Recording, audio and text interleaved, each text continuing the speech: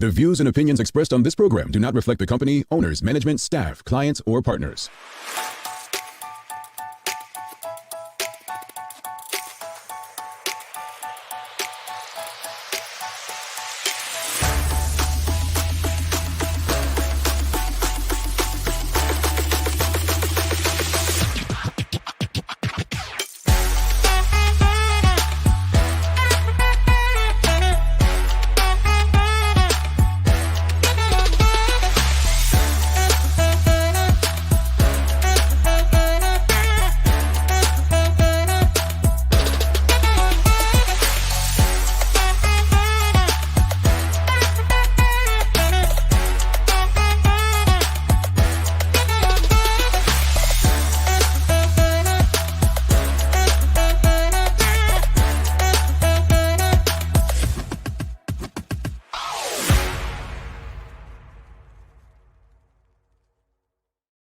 It's Friday, the 9th day of February 2024. Welcome to Bermuda's Daily Talk Show. It's the Daily Hour brought to you by the BAC Group of Companies, Medical House Lindos, and People's Pharmacy. I'm Jamal Hartman, and Teo Dill will be with us a bit later to bring you the latest in his news break. Happy Friday, everybody. Happy Friday. Welcome to the final day of the traditional work week. Hope everybody's out there is doing well. Friday means Friday Fun Day. It means fun. And also, I've got my lucky red cup. Well, not my lucky red cup, but you all's lucky red cup here. So everyone who's in the draw from this week, NTS, Sherilyn Johnson, Carol Griffith, and Traveling Trotty, someone will join them today, either by getting the answer correctly, or we'll do, our bonus little spin thing, a hashtag giveaway. So given additional people an opportunity to enter the draw. So stay tuned for that to see who wins this week's prize. And yeah, we're going to have some fun. Friday Fun Day brought to you by our good friends over there at Mailboxes. Good morning to you, Tanya Cheeseman. She says, good morning, Jamal. Happy Friday. Colita Davis says, good morning, TDH fam. All right. So greetings, everyone. And thanks for making us part of your daily routine. A good one today as we welcome Bermudian Olympian Tre Houston to the show. He's going to be talking about his experience going to the Olympics and just track overall. The Daily Play is a things you should know. Things you should know. Easy peasy. I mean, everybody's going to be putting the answer up for this one today. So very easy one. Looking forward to someone getting it right and no one looking bad on this one, all right? Don't forget to subscribe on our website, thedailyhour.com. Follow us on all of our social media channels to stay up to date with all that we have going on. Help us grow beyond the mic as we do our part to continue to improve our community. All right. Friday Fun Day. Friday Fun Day. And good morning to you, Suzanne Ingham says, awesome Friday, Jamal. Good morning to you, Sparkle1801 on Instagram. Friday Fun Day. Last week, that was the first Friday Fun Day brought to you by Mailboxes. And we asked, you're Bermudian if you eat what? And you all showed up and showed out. This week, we're having some more fun. But before we get into it, wherever you're tuned in from, make sure you like, share, love, follow. Just make sure you're engaging. Make sure you're engaging and make sure you're sharing the conversation with your friends, your family, your colleagues. All right? So today, Friday Fun Day, again brought to you by Mailboxes. This is a fun one. I think this is a fun one because Bermudians are known. We had this one's in honor of Traveling Trotty, who came on earlier this week to speak about. I mean, she's been to 54 countries, 54 countries, and I'm not talking about on a cruise. 54 countries. She's flown. That's a lot. But this one is in honor of Traveling Trotty. This question this week. And the question is, you're Bermudian if you've traveled to what city? Notice I said city, not country, not state, not island. You're Bermudian if you've traveled to what city? You're Bermudian if you've traveled to what city? That's your question today. That's your, you're Bermudian if you've traveled to what city? This is the easy one. Kathy Rogers says New York City. That's the easy one, right? Everybody goes to New York. Tanya Cheeseman says New York. You know you're Bermudian if you travel to what city? Everyone's saying New York. Gee, New York. New York. No Orlando in the crowd? Sam Cat Place, New York City. Um, Suzanne Ingham says Boston. Boston. Yeah. You know you're Bermudian if you've traveled to what city? What city? Well, New Jersey's not a city, but okay. Hadley is one. City, folks, not state, not country. What city? You know you're Bermudian if you've traveled to what city? What city? Come on, that one place where Bermudians used to go for the. There we go, Sheldon Fox, Orlando. That was a staple. Someone says Newark. Oh wow, Instagram showing up. Atlanta. We've got Newark, Atlanta. We've got Hamilton. That's funny. Yeah, Instagram's over there showing up. What city, not state? What city? Suzanne Ingham, Orlando. Yes, Bermudians love them some Orlando. Atlanta, says Shikarana. Yeah, what else? Where else? You know you're Bermudian. Think where Bermudians have gone for different things, not just vacation. You all, come on. I'm actually shocked that no one has said, like, all you guys have named the cities in the U.S. Hadley Swan says Miami. You know you're Bermudian if you try. Someone, Bud Gal says Vegas. Yeah. There we go. The first one outside of the U.S. London, and Janine Butler says London. There we go, Tanya Cheeseman. Bridgetown, Barbados. Bridgetown. Another person says London. You know you're Bermudian if you've traveled where, folks? You know you're Bermudian. It's this Friday fun day. We're having some fun today. We're having some fun. You know you're Bermudian. There we go, Sheikah. This is the one I was waiting on. Toronto. Where else in Canada where Bermudians travel to? Like, you know you're Bermudian if you travel where else? Come on, show up. You know you're Bermudian if you travel to Toronto. Yes. Bridgetown. Yeah, very popular one. Kingston. There we go, Taylor. Thank you, Taylor. I'm like, nobody said Halifax, right? Taylor Dill says Halifax. You know you're Bermudian if you travel to Halifax. Someone on Instagram, Sparkle1801 says Manchester. There you go, Bud Gale. Halifax. I've been waiting on that. Like, where you all been? Halifax. Yes, someone, Shikarina said Las Vegas on Instagram as well. Right, Tay? That's what I'm wondering. Like, why? How that takes so long? I'm thinking people would show up, like, but everyone's thinking U.S. But what else? You know, we've got some Caribbean cities, Kingston. We've got Bridgetown. Where else cities? Like, Bermudians are some well-traveled people, I thought. We've got London, right? I'm actually surprised because there are so many Bermudians moving to this one country in Africa, in particular a city in there, and no one said it. Manuela John says Birmingham, UK. You know you're Bermudian if you travel to Birmingham, UK. Angeline Butler says Philadelphia, Pennsylvania. Oh my, Charles is trying to start a fight. Let me just say that I'm just reading the comments, but Charles H. Jefferson II felt comfortable to say, is St. David's a city? I'm not in that. I'll leave that to Charles. You all can pick on Charles. Nottingham in the UK, Angeline Butler says. Leicester in the UK. Thank you, Teo. Accra. Yes, I was waiting on people to say that. Again, we're not talking countries. I'm not going to share any comments about countries. This is a country, St. Kitts and Nevis. We're talking about cities. What cities? Accra. There you go. Well, what cities? What city? You know you're Bermudian if you've traveled to what city? More people are saying Halifax. What else? Bristol. Well, yeah, we have a very well-known Bermudian playing football in Bristol. Now, QLs, right? How rude, Charles.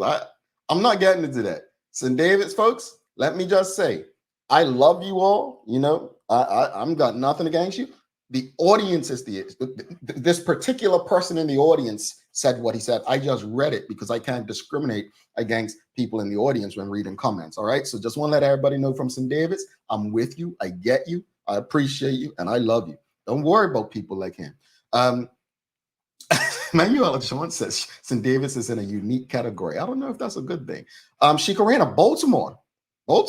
Look, we just got Bermuda Air. They're going to be flying directly to Baltimore. That's a city, right?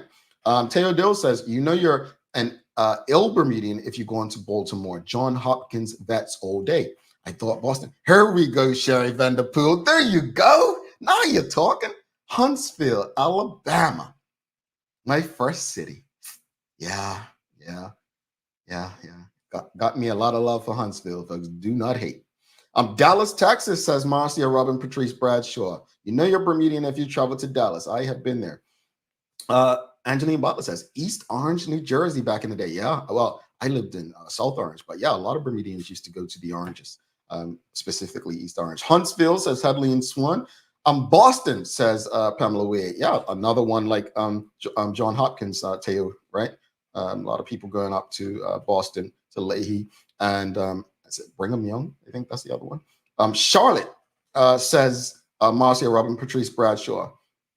Tanya Cheeseman said lived in Huntsville for college. I loved it. So think about where you, like, your family and friends have moved to or gone school to. Like, those are the kind of things. But you know you're Bermudian if you've traveled to what city? You know you're Bermudian if you've traveled to what city? That's the question this morning. This Friday Fun Day is brought to you by our good friends at Mailboxes. Keep them coming. Keep them coming. I'm going to name some cities I've been to. I mean, I lived in too. You know you're Bermudian if you've been to Providence, Rhode Island, right, folks? Right? You agree? Providence, Rhode Island, Providence? No? Yeah? No? Nobody loves Providence? No? Nobody's visited Providence? Well, hopefully more of you will visit Providence when Connor Smith's team begins playing there. No one. How about Chicago? You don't know? You know you're Bermudian if you've been to Chicago? Bermudians don't travel to Chicago? No one said anywhere like the West Coast. Here we go. Keep them coming. We've got what is, I don't know how to pronounce this. Where's this in the I know where this is. This is in the Caribbean. Is it Basseterre, Manuela John? Honolulu. Now we're going west. Marquita Lisa, you know you're Bermudian if you travel to Honolulu. Cataline Swan says Ocho Rios. Chicago, Sean Smith says. There we go. Montreal, Quebec in Canada. Montego Bay. There we go. First person say Montego Bay. We've got Vancouver. Yes, I've been to Vancouver as well. Marcia Bradshaw says Vancouver, Vancouver, Canada. Birmingham, Alabama. Yes, I've been through there. Birmingham, and I lived in Huntsville. Yeah, well, earlier in the conversation, no one was saying Orlando, but people did start saying it. So Nachika Trot and Sherry Vanderpool are saying Orlando. Lisbon in Portugal.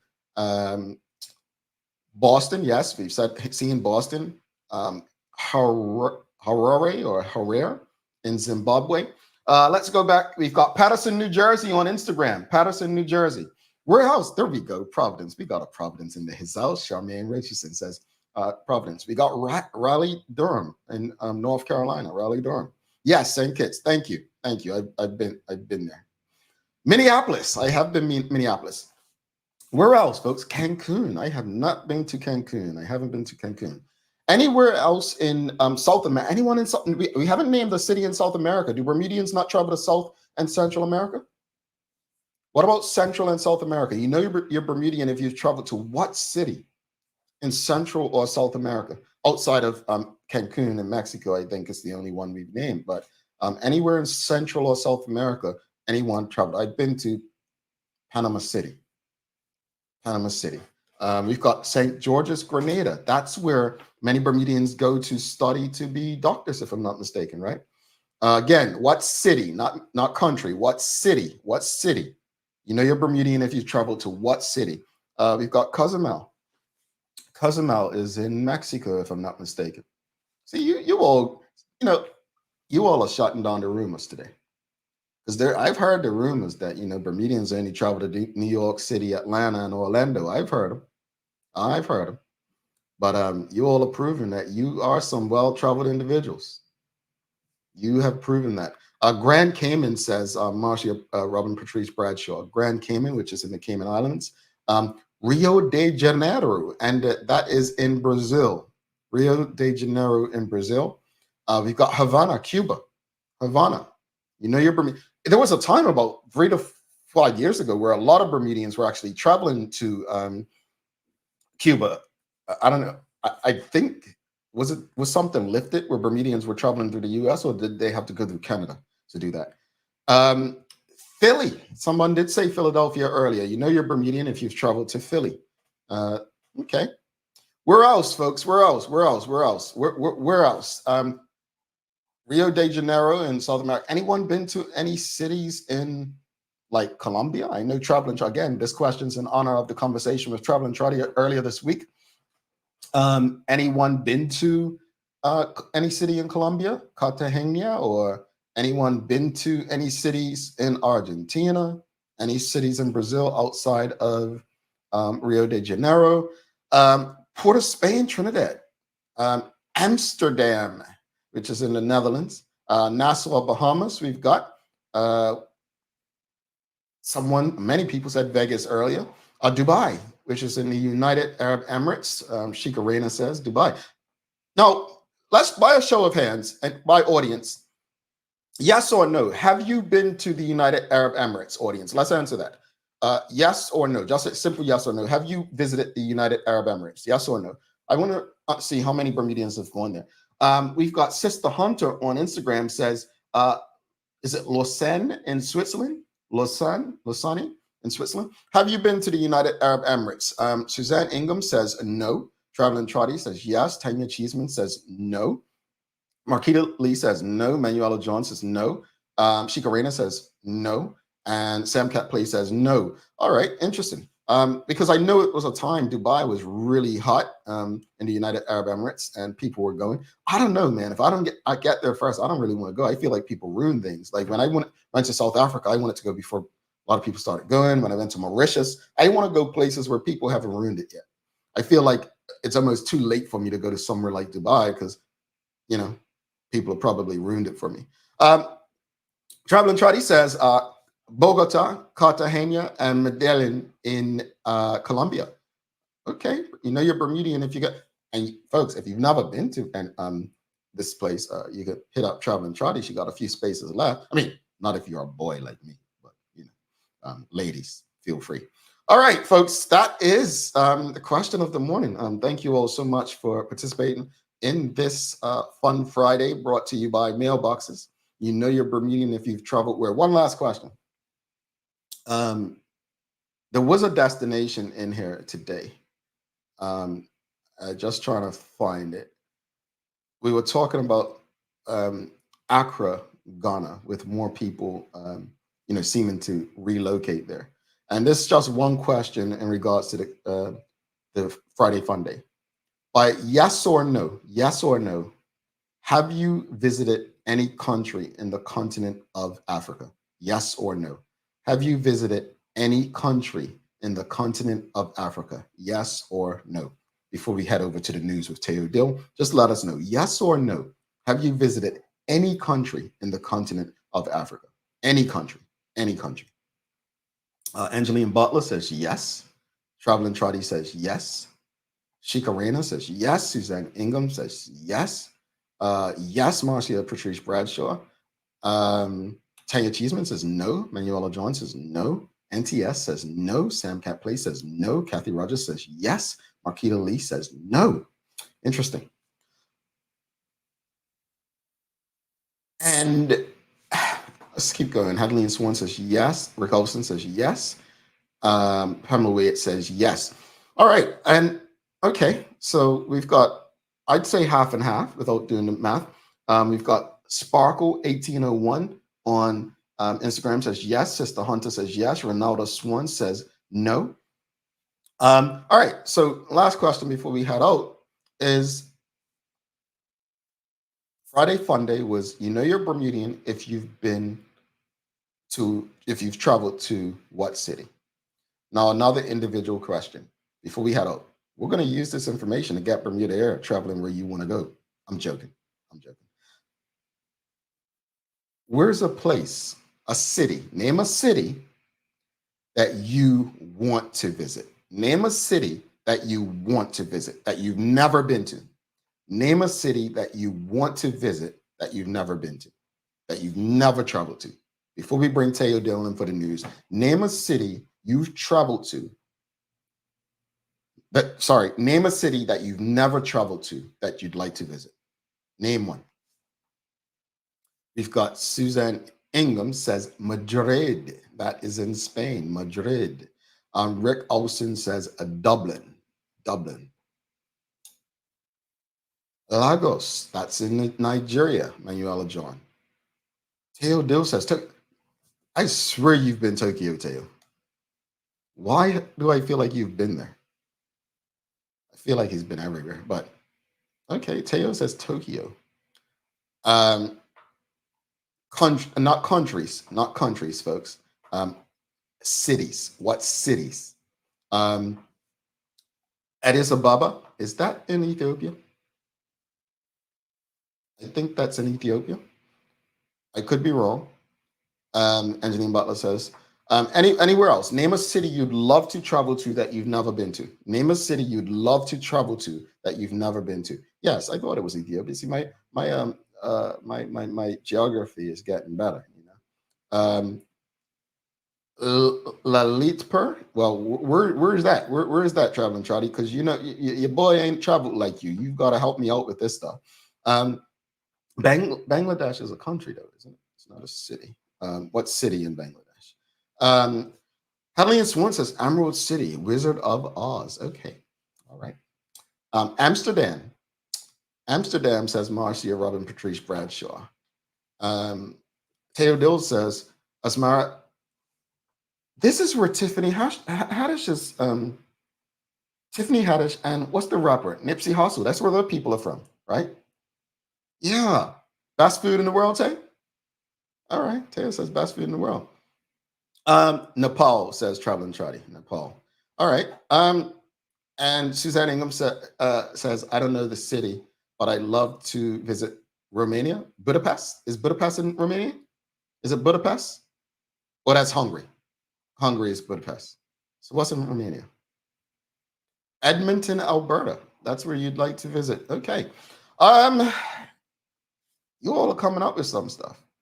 You're coming up with stuff. All right, let's bring Teo Dill. This has been a great Friday fun day. Thanks again to Mailboxes getting behind us. Make sure you're subscribed to our website, thedailyhour.com, so you don't miss out some fun stuff. But this has been good. This has been good. I love it. Hopefully we get Bermuda to travel over to one of the African countries for you all. Let's speak it into existence. But let's bring Teo Dill in for the Daily Hour news break. After that, we've got Olympian Tre Houston for a good conversation. Stick with us.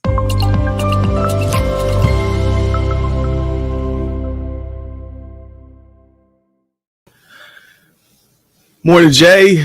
Morning, family. Very grateful as ever to be spending some time with you this morning. And why do you think that I went to Tokyo? Teo, I feel like okay. I've been talking about going to Tokyo for 20 years. So maybe that's why, like, I gassed it so much that I don't know. I feel like you've spoken about it as if you visited them. No, well, I mean, I've been there in my mind. Several times in my mind, I honestly, when you said it, I'm like, hasn't he been there? But I don't know. You've talked about it a lot then. Yeah. It's been on my bucket list, and now that I'm a married father of two, you ain't no time the bucket list exists. However, that may be a post-retirement goal. So give it 18, 20 years. All right, cool. Yeah. Once they're both in school, away to school type thing. So today's news break starts with something that I don't think will surprise many of us. However, it should reassure our sense of the world. That is, the COVID pandemic has had a lasting negative impact on our community's mental health. This from BHP Chief of Psychiatry, Dr. Anna Nielsen-Williams, during a live stream press briefing about the completed first phase of the Universal Health Coverage Acute Adult Mental Health Integrated Care Pathway Initiative. We recognize that mental health throughout the world with COVID has had an impact. And my impression is that's in part the reason why we've had so many people accessing and looking for services. There is always the need for service delivery and development, and we're working closely with the ministry around that. And we are certainly advancing making recommendations around where we see the needs lies, and working very closely with the ministry. Speaking of Minister Kim Wilson, she underlined the fact at the same press briefing that ensuring the delivery of mental health services to the most vulnerable requires deliberate collaboration between all responsible community stakeholders. Government is working in tandem with other organizations, community organizations, to look to address the homelessness issues in Bermuda. However, from a broader perspective, recognizing that once we start absorbing what the recommendations are, it will give us further information and input as to where the challenges are in this in our community, where the gaps lie, so that we can start working towards plugging those gaps. Again, it is not going to be an easy fix. It's not going to be a switch the light and we'll be able to resolve all the issues. But I think the most important aspect, or the takeaway from this, is that it's a collaborative approach. And as Dr. Nielsen said, we have now had all of the stakeholders involved in this exercise so that we can all work collaboratively with one goal and one mission in mind, and that's to advance the cause, destigmatize mental health, and to provide the services and gaps that may exist to help to address our population. Now, this year's end-to-end charity event is teamed up with Bermuda's first local airline to offer a really neat prize to the participants. That is, Bermuda Air is sponsoring the 2024 Convex End-to-End set for April 27th and will feature a prize draw to win a pair of business class tickets to any Bermuda Air regular destination. Now, here's how it works. For every multiple of $50 raised through fundraising efforts, the participants will be automatically entered in a draw to win the 2 Bermuda Air business class tickets. That is, a $100 donation equals 2 chances to win the tickets, 500 is 10 chances, 1,000 is 20, and so on and so on. Now, Bermuda End-to-End Chair Ann Mello shared that, quote, Bermuda Air's support adds significant value to our mission of raising crucial funds for local charities, addressing the pressing needs of the Bermuda community. And shout out and well done to Jamiko Mallory for successfully wrapping up his culinary arts apprenticeship and earning the valuable Red Seal certification in the process. Now, the Red Seal certification is becoming the international prerequisite for the culinary arts field and demonstrates an individual has developed the knowledge and practical skills required in the hospitality industry. Now, Economy Minister Jason Hayward, pictured here, emphasized that Jamiko's 5-year apprenticeship experience and qualification as a Red Seal certified chef now provide access, exposure, and employment in the broader restaurant and hospitality industry.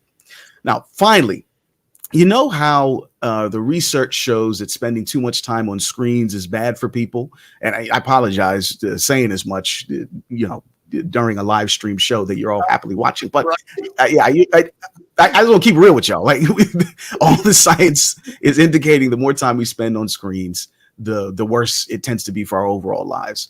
And on top of that, we also know that many partners, wives, in many cases husbands, say that football obsession is a real problem. Well, the Scottish Health Secretary learned both them lessons in a very big way. Michael Matheson has resigned from his position due to reports that he racked up an 11,000-pound bill on his parliamentary iPad. Basically, the charges, originally covered by taxpayers, were incurred during a family trip to Morocco in late 2022. Now, first, he said the device had only been used for parliamentary work. I don't know what kind of workshops he was streaming to get that much of a charge on the iPad, but he subsequently admitted, he came clean, that his sons had used the iPad as a data hotspot while they were in Morocco so they could watch football. Now, he's since paid back the bill in full, apologized, and now he's resigned as a result of the public blowback for the expense. This is the question this story brings to mind for me, and it's why I wanted to share it with all of you this morning. Can you imagine something like that happening in Bermuda? Like a public official resigning over this kind of issue? No, I could see it happening, but I can't see the public official resigning. Well, that's what struck me, right? Like, they almost certainly should. Yeah, but I don't know that they would. And that kind of depressed me. So I figured I would share it with everybody else. You know what I mean? Yeah. So that's our news for this morning. Now, as far as the weather is concerned, temperatures are finally going to climb out of the 50s. Thank goodness, between now and Sunday. By the end of the weekend, we should reach a 70-degree high air temperature, which will be a very pleasant change. I know y'all been cold. I've been bundled up for weeks now. There may be a bit more rain and wind that we get today, but tomorrow's forecast is relatively clear with a comfortable breeze and reasonable temperatures, rather than what we've been dealing with for the last little bit. Well, Tay, you know how back in the day on the radio, you teased the crap out of me because of something that you now appreciate. I don't use microwaves. Remember? Yeah. Okay. Yeah, I do remember that. Has there been any adjustments to your living arrangement? I still don't use microwaves. I think microwaves are probably the worst thing ever. And Mm-hmm. now with what those things called that I have right here, air fryers, hopefully no one uses a microwave. But anyway, so Teo, Yeah. you put this question on the radio back then, and everyone calling out how you don't use microwaves, whatever. Well, since then, Teo, Yeah. the day of the year today, it's Pizza Day, National Pizza Day. Mm-hmm. And I don't eat cheese. But I still... Oh, you lactose or just flavor? No, I just think cheese is not healthy for people like me. Okay, so, all right. Right? And so people like to laugh and make fun of me, Teo, because I don't eat cheese on my pizza. But that's not pizza. They like making it ain't pizza. It's bread and tomato sauce, bro. Okay. And that's all right. Like, I mean, it's nothing wrong with that, but don't mislead people and say this pizza ain't pizza. Okay. It can't be. People can call it pizza for putting pineapple on it.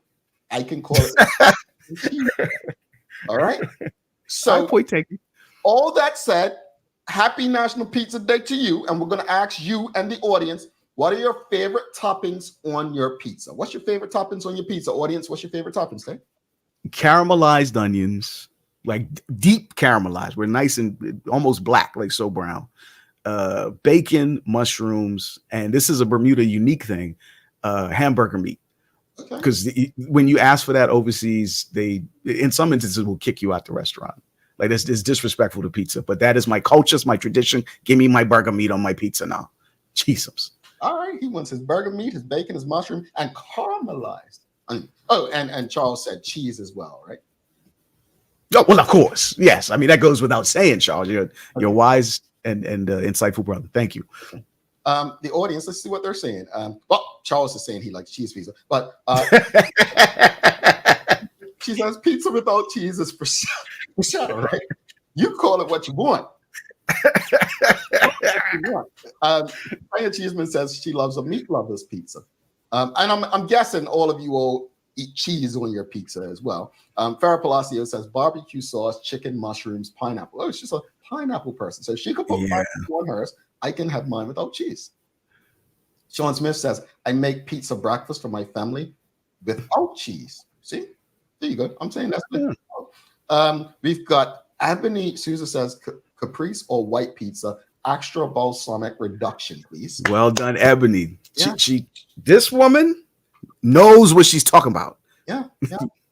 Yeah. See, I do not. She does no cheese sometimes. Farah Palacio. See, and sometimes she does no pizza. Like, that's what that means. So let me share what I put on my pizza. I gotta have. Stop calling it that. What's that?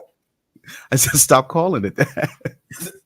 Audience, we're gonna have a fight. Whether you not okay, do you agree with Teo that I shouldn't call it pizza? But I put green peppers, onions. It's got to have some jalapeno peppers, right? And some banana peppers, and that's my pizza. Oh, and with sauce. Honestly, with some cheese, that would sound really good. Teo. That's just like a salad with tomato sauce on it and one big flat crouton at the bottom. Like, you need the cheese, bro. You have a wonderful weekend. Teo. Thank you, man. Teo, take care, y'all. You too, bro. Teo Dill, folks. Don't go anywhere. We've got Tre Houston coming up right after this message. We're talking. Keep your stuff coming on your pizzas. We're going to be talking to one of our Bermudian Olympians after this short break. Stick with us. No cheese, folks. Leave me alone. People's ACW, located at King Edward VII Memorial Hospital, carries over-the-counter medicines, toys, cards, and even toiletries. Our knowledgeable staff are there whether you're at emergency, visiting family, or a member of BHB staff, to show you our best even when you're feeling your worst. People's ACW, we're here for you.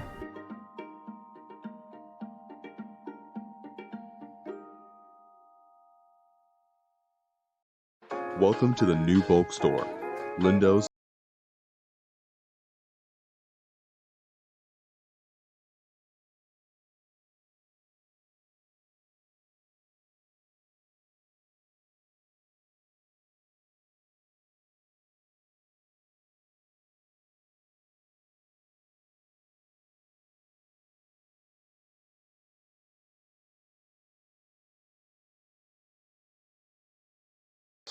Take a look at our workwear for construction workers and tradesmen.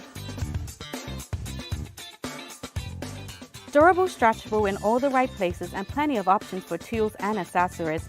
Here with our wide range of tough and comfortable footwear, you can't go wrong.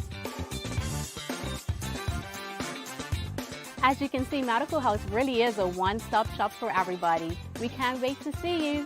See it all at our new expanded location on Bakery Lane. Alrighty, welcome back to the big show. I'm Jamal Hartman. Thanks again to you all. Again, if you've appreciated this morning's fun discussion brought to you by Mailboxes, please give us a thumbs up, a love, a like, and make sure you share this conversation because this is our second Olympian that we are celebrating and having a conversation with today. We had Debbie Jones-Hunter with a great conversation, and this morning we're going to give a warm TDH welcome to our guest today. We've got Tre Houston. Give him a warm TDH welcome, folks.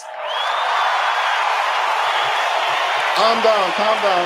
You're making him nervous. Morning, sir. How are you? Morning. How are you doing? I'm good, man. So first off, you are based in Bermuda right now, right? Yeah, I'm in Bermuda.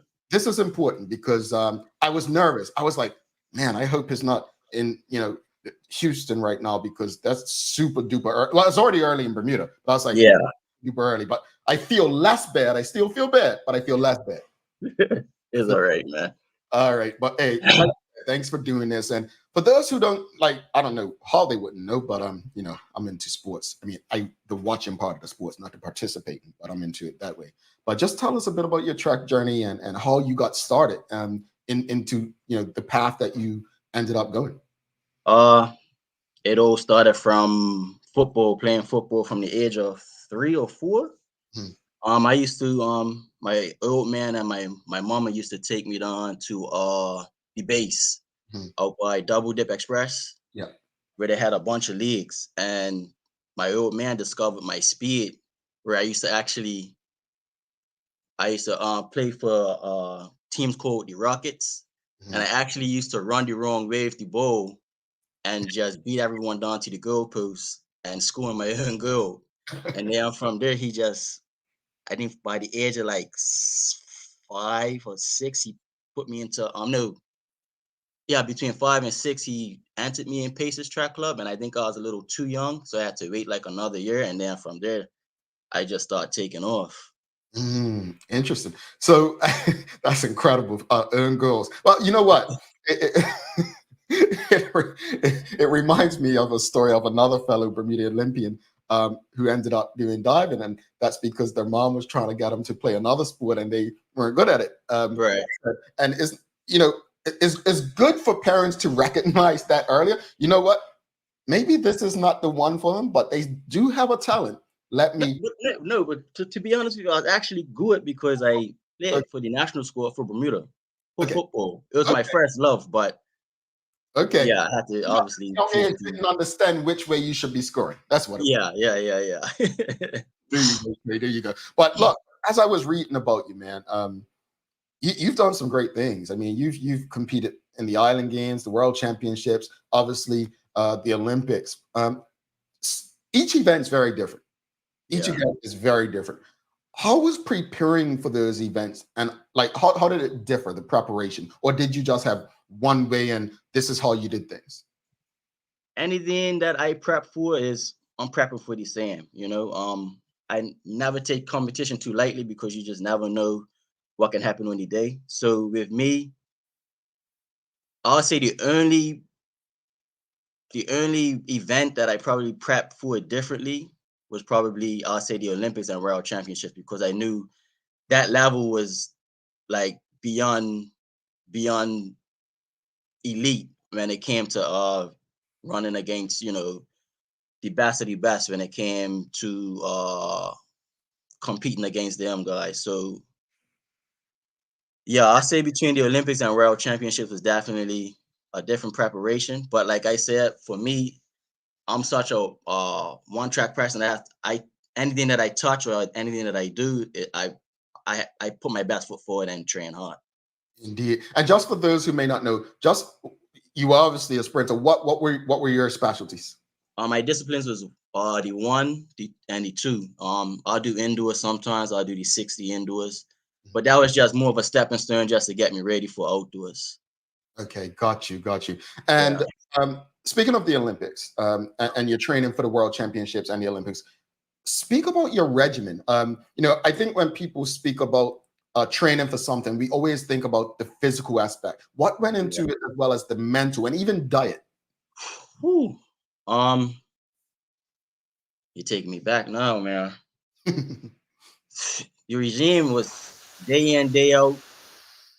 I just had to be very disciplined, Monday through Sunday, especially when the weekends came about, because sometimes you feel you can cheat a little bit, but it was an end goal. So the end goal was obviously for me to obviously stay on track and know I have something in front of me to capture. So obviously for me not to cheat, I'll more likely stay inside, get sufficient sleep, wouldn't do anything. Yeah, I felt as if I didn't have a life, but I knew at the end at the end of the day, or the end goal was to be in the best shape of my life when it came to the day going to the Rio, or between Rio, which was the Olympics, or when I went to Beijing for World Championships. So it was a lot of sacrifices I had to make, and when I saw a lot of my friends having fun, I was inside after training, resting, recovering, sometimes I got a little antsy and want to do something, but at the same time, I had to remember, I'm out here to do a job, to make my family proud, to make my country proud, and also show Bermuda that, them funding me is good, like them sending money or funding me is they're using it correctly, or I'm using it correctly, so they can, I can actually get more funds.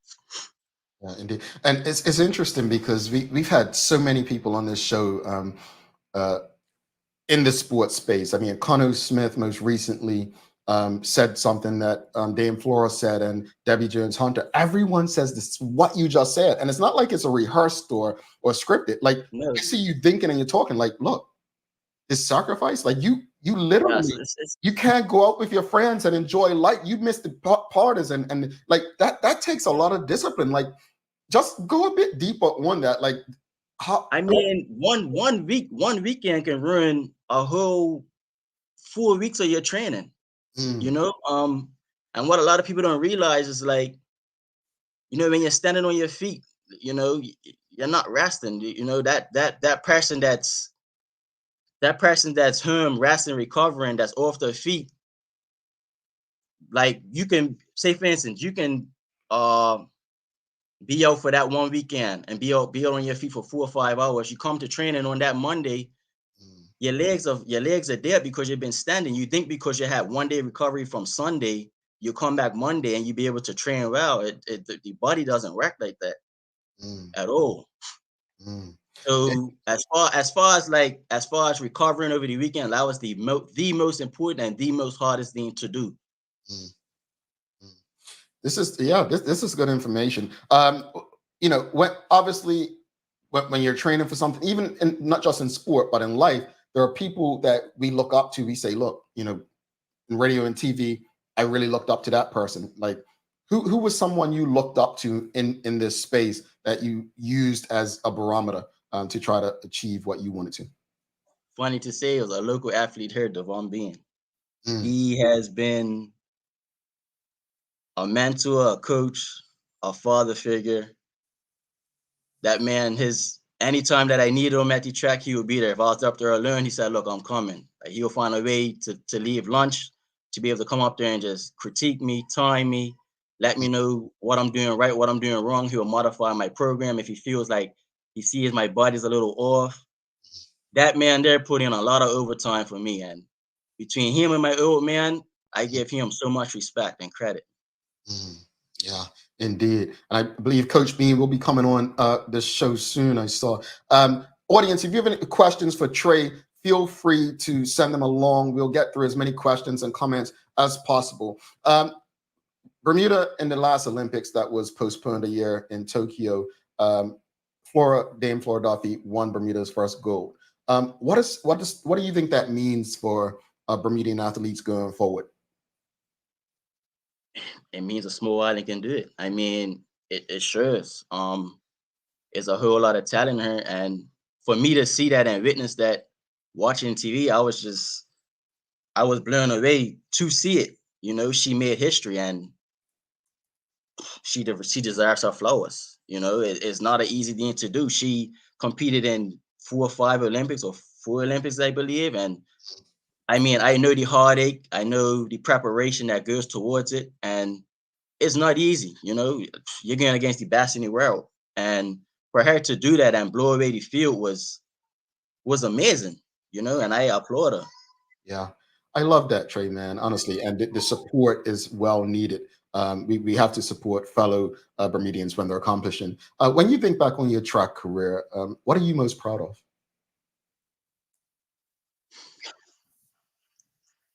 It's crazy that you ask that, because when you're actually active and you're actually in your career, you don't really think too much on what you've done until you actually sit back and you ask a certain question like that. For me, it was just to get the best out of my body. I just want to see how far I can actually take it, you know.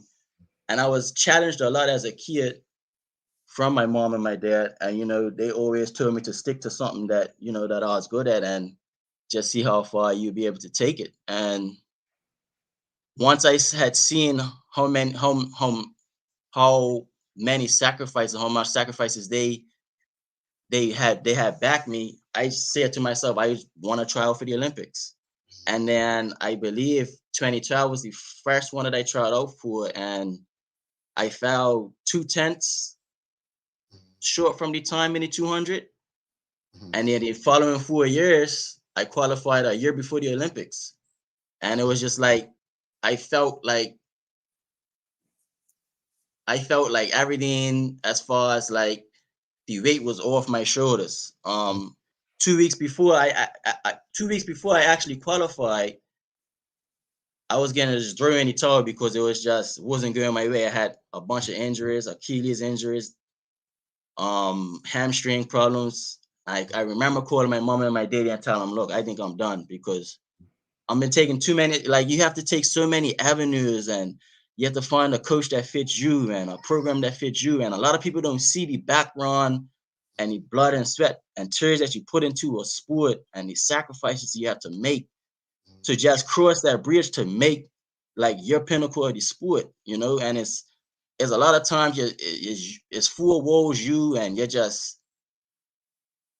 in a room, and you're just, some days you're crying, some days you're upset, some days you feel like you're wasting time, and as soon as you cross that line, it's just like, it feels so good that all your hard work is actually just paid off once you actually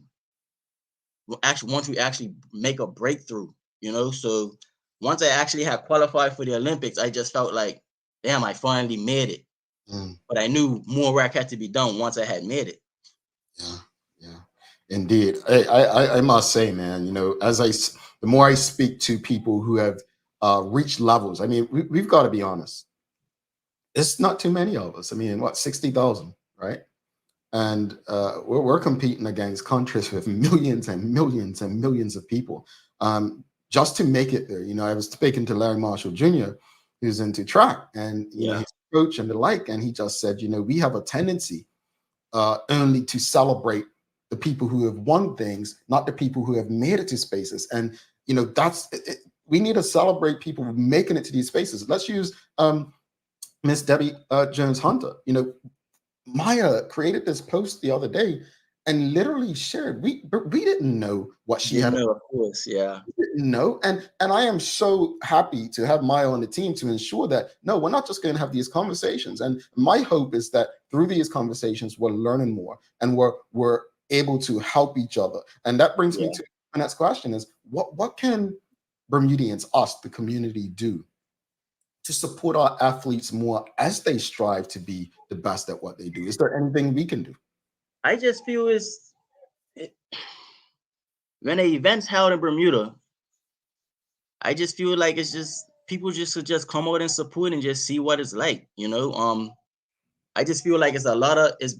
I mean, Bermuda's actually doing. I feel they're doing an exceptional job now, but I just feel like it has to be more. It has to be advertised more. Like I just feel like they can do so much better with like advertising what's going on in Bermuda. Like I just feel like word of mouth or like post here and there is not good enough. I just think things need to be plastered around the country or from east to west, just so people can know what's happening, like what's going on, like who's the next person to watch out for, things like that. Like I just think that's the most vital thing. Indeed. Audience, if you have any questions or comments for Tre, please send them through. We've got Anthony Pizzi says, great dedication at age 11 at Clearwater Middle School. Have Tre on video running. Athletes make major sacrifices. All right, you're getting a shout out. You know, Pete's.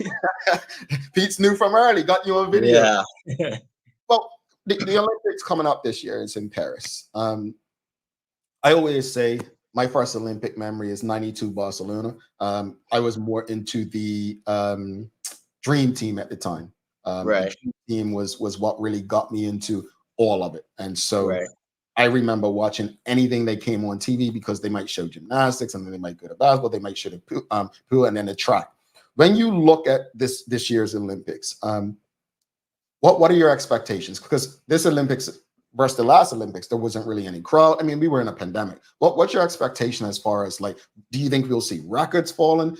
There's some excitement building around the U.S. versus Jamaican ladies again with Sha'Carri Richardson because she didn't participate. What are you hoping for? So the atmosphere is going to be electrifying for sure. Just like you said, like the last Olympics, you know, not many people being able to come, but now the world's open. So I'm expecting some crazy performances in the athletic side. I mean, as far as Jamaica versus USA, between the men and women, it's gonna be very exciting to watch and see. I feel it's gonna be some historic things that's gonna happen in Paris. All righty. And Tre, a lot of people, you know, I think we've had some Olympians in the past say, you know, it's one of the hardest things to do track because after, you know, the Olympics, World Championships, it's not like you're getting paid millions like in basketball or football or any of that stuff. What's life like after track for you? Life after track, I'm not gonna lie to you, like being in track after life has taught me a lot as far as still knowing how to work hard, knowing how to put things together.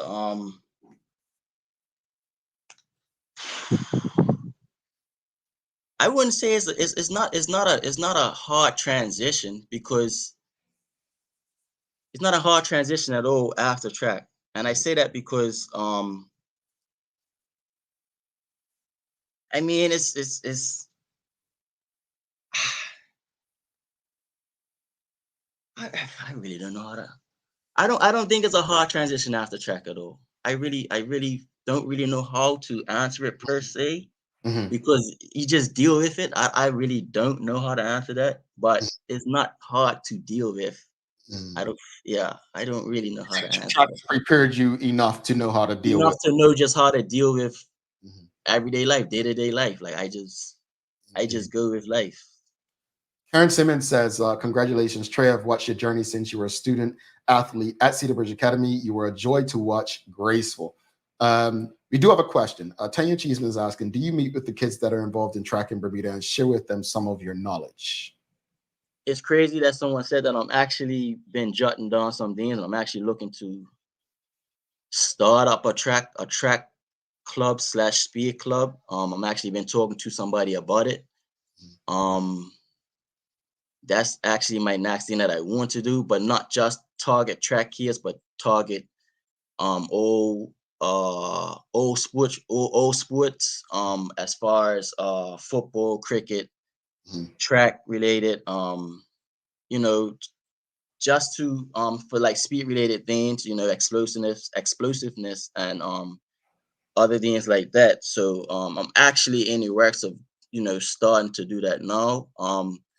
My main thing is to go around to schools during going around to schools during sports day, and just, you know, kind of like seek out talent and see, you know, what kid or what kid is interested in actually joining and speaking to the parents and stuff like that. And that's how I'm looking to start it, and then obviously go from there. So I'm looking to start in April. I think that's when sports day start. So I'll be going around to from middle school, from primary to middle school, and also high school, and then hopefully just to form it up that way. That's how I want to start it out. All right. Well, you've got 2 clients already. Ford No says, yeah. And I actually train people now, but see, with me, it's just like I'm never put myself out there. Like, even though when I was at my peak of my career, I just never done it because I didn't feel comfortable. Okay. You know, so people came to me and asked me, you know, do you train them? I'm like, yeah, I can. And then I found like that's really my passion. Like, Yeah.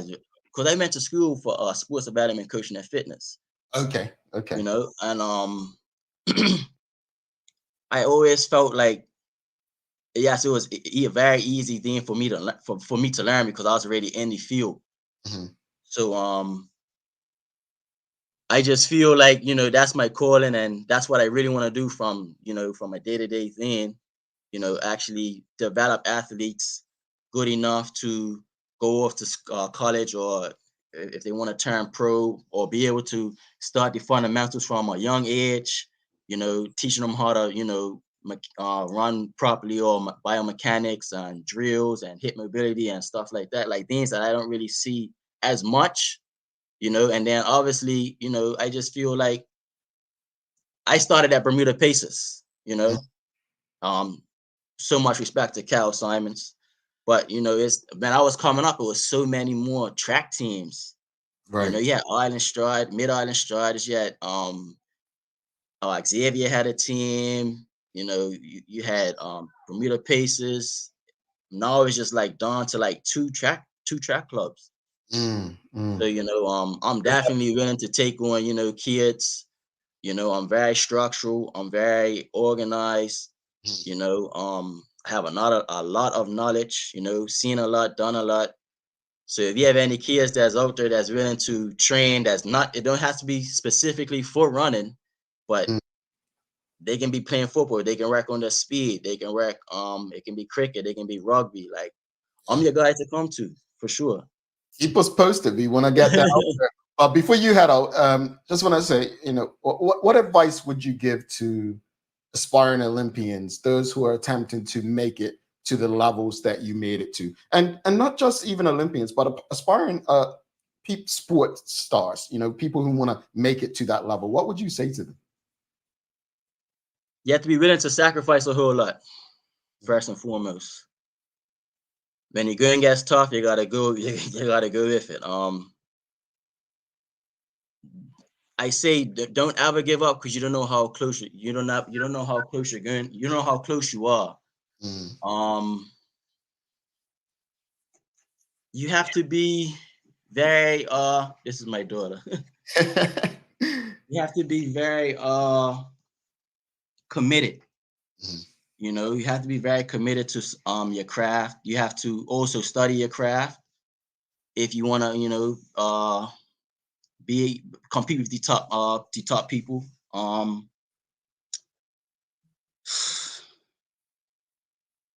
Yeah, the resilience, definitely. And yeah, that's about it, I feel. Yeah. Well, good morning, young. She said hi. No, this has been a great conversation, Trey, and I hope that, you know, people have learned something. I think that you know, I'm excited for what you're going to create, there's an opportunity. You're saying there's only like 2 clubs left. There's an opportunity for you. And as people are staying in the audience, I've got my son and my nephew. I'm bringing them to you. Let's keep in touch when you get going. We'd love to have you back and promote that. But all the best to you in your endeavors, and wishing you a good day, my friend.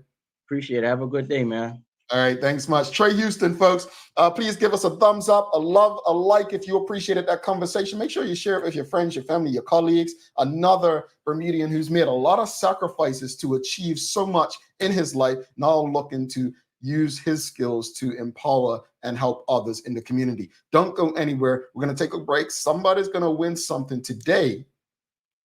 And I got you all's red cup here with some names. 2 more people are going to get an opportunity to enter the draw. So that could be you, or you. Stick with us. Don't go anywhere.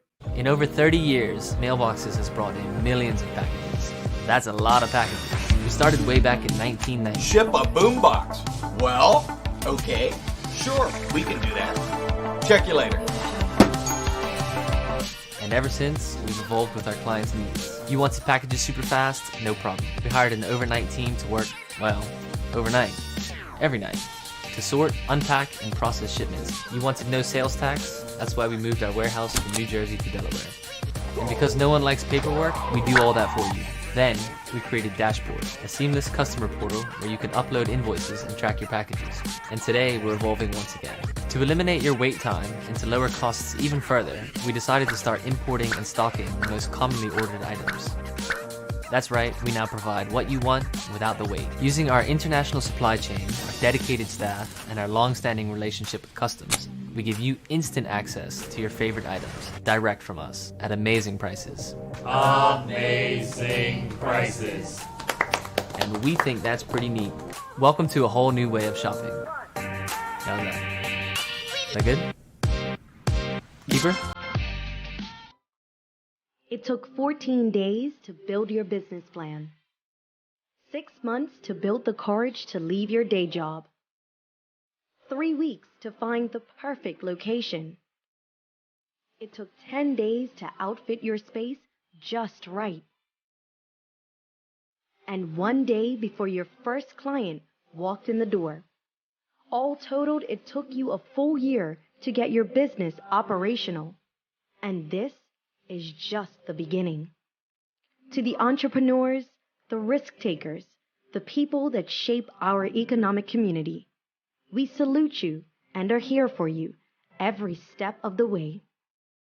BEDC, providing knowledgeable, progressive, professional, and innovative support to Bermuda businesses. All right, welcome back to the Big Show. Thanks again to Tre Houston. Again, folks, if you appreciated today's conversation, please give us a thumbs up, a love, a like. Make sure you share that this conversation with your friends, your family, your colleagues. Thanks again to the BAC group of companies, Medical House Lindos, and People's Pharmacy for ensuring we can have these conversations with you on a regular basis. It's time for the Daily Play, brought to you by Bermuda Trivia, now available at stores throughout Bermuda. Follow Bermuda Trivia on Instagram, Facebook, Twitter, and TikTok to find out why it's Bermuda's favorite trivia game. All right, someone else is going to get a chance to enter today's draw. If they get this answer correctly, the first person to answer correctly on my screen wins the opportunity to go into today's draw. All right, what vitamin is received from sunlight?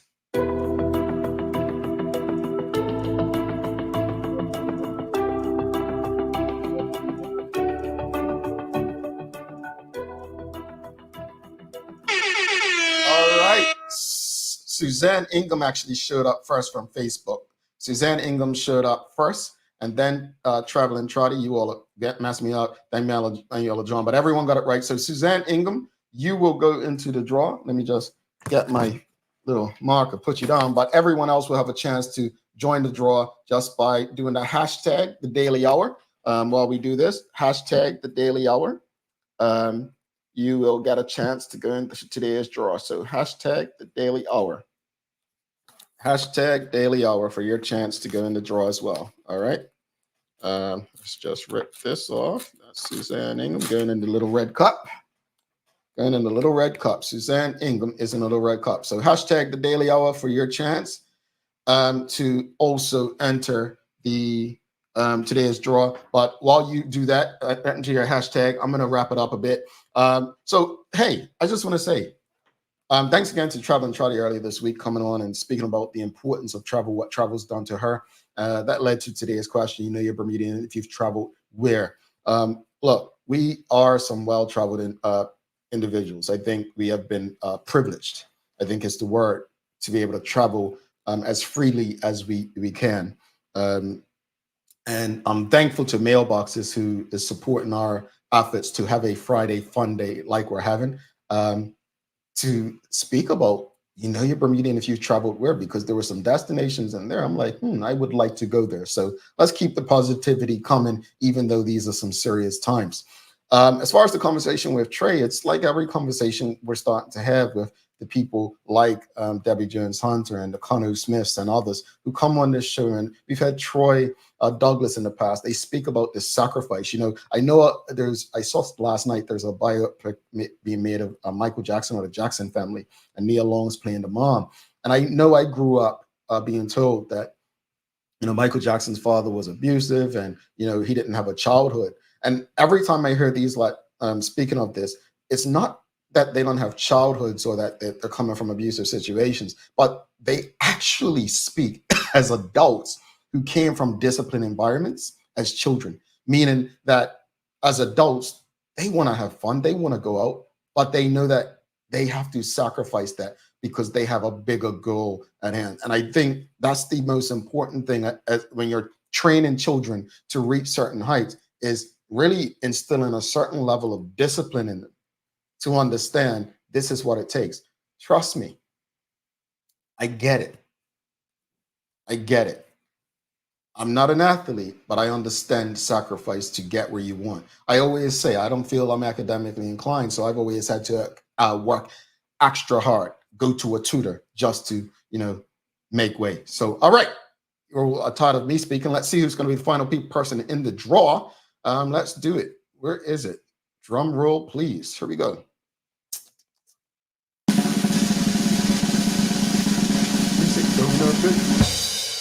All right. Marquita Lee. All right. Let's throw you in the little red cup. Marquita goes in. Marquita. All right. Let's see. Let's throw it in the little red cup, folks. And see who's going to be this week's winner. Renee Simmons, you won last week. Now it's their chance to do the same. All right. Sing a song with me. Da, da, da, da, da, da, da, da, da, da, da, da, da, da. All right, let's see who's it going to be, folks. Let's see who is it going to be. All right, let's see. Who is it? Carol Griffith. Carol Griffith. You are this week's winner, Carol Griffith. Please send us an email to engage@thedailyhour.com. You are this week's winner. So please give Carol Griffith a big shout out. The writing's so small, you probably can't see it. I would have to redo the thing. So congratulations to Carol Griffith. Audience, keep playing. Every day we will be announcing. And even if I have a co-host, we'll find a way, because we want to, reward you for rewarding us. You know, I always say the greatest reward in doing this show is not about people saying you're the best or you're this. It's literally your engagement. It's these, to me, this show is a community meeting. What we're doing is having community meetings. And Pastor says family meeting. Well, these are community meetings, and they're important conversations that we're having as a part of our community. So that's your reward. So again, Carol Griffith, please send us an email ASAP, engage@thedailyhour.com. And it's time for daily inspiration. So let's get you a quote. I like this one. It's very short. Everything that irritates us about others can lead us to an understanding of ourselves. Carl Jung. I like that one. I hope you do too. All right. Do not forget to subscribe on our website. Follow us on all of our social media channels to stay up to date with all that we have going on. Help us grow beyond the mic as we do our part to continue to improve our community. Thanks again to our partners, the BAC Group of Companies, Medical House Lindos, and People's Pharmacy, for ensuring that we're able to do this with you on a daily basis. As always, we appreciate you, we love you, and we thank you for making us part of your daily routine. If all goes well, we'll be back to do this again with you on Monday. Folks, I'm Jamal Hartman.